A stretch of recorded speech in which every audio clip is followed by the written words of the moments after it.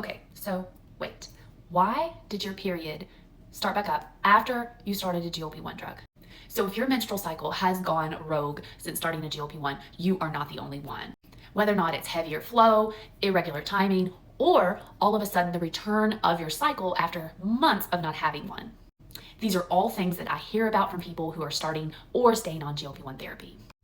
I'm Tiffany. I am a physician assistant, but I'm also a GLP-1 advocate. So I help people get access to GLP-1s that cannot get them through traditional insurance. So if that's something you're struggling with, there is a link over here in my bio that you can click on and hopefully get help for yourself. So I feel like this subject is not really being talked about and not really being discussed with women prior to getting started on GLP-1. So it comes as a total surprise. So let's talk about the science behind this. Fat cells produce estrogen. So when you start a GLP-1, and you start losing fat pretty rapidly, your estrogen levels can shift around pretty quickly. So women with PCOS or hormone imbalances in general, a lot of times we will see their cycle start to return because actually these hormones are getting rebalanced from years and years of being unbalanced. So in one study, 70% of women actually noted that their menstrual cycle got more regular when they started a GLP-1 medication.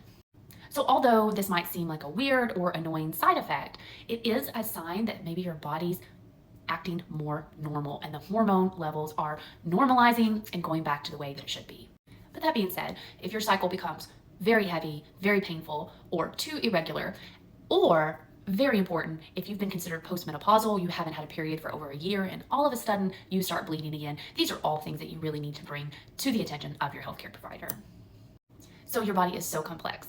Weight, hormones, and even GLP-1s are all interconnected.